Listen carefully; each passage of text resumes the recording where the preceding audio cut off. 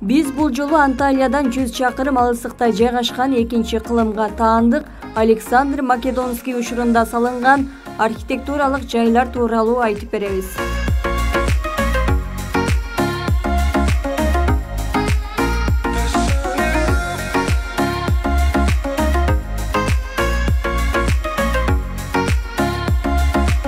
Тарыхый жай учурунда Панфилия шаарчасы деп аталып турган. Кире беришинде соода сатуу үчүн дүкөндөр жайгашып, анын жанында эле мончо дагы салынган экен.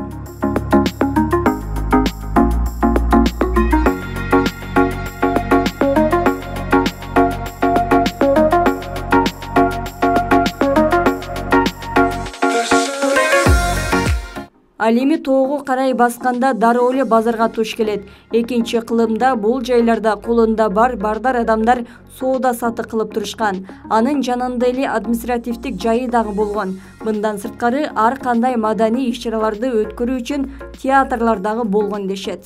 Есть храм в честь императора, то этот город получил значительную, то есть вложение, деньги, особенное место. Панфилия шаарчасы тоо койнунда орун алып китепкана, медреселер дагы иштеп турган. Азыр экинчи кылымдарда түптөлгөн эски шаарчанын калдыктары гана калды. Бул жайдагы туристтерди өзүнө тарткан жайлардын бири. Жылына 80 миңдей турист келет.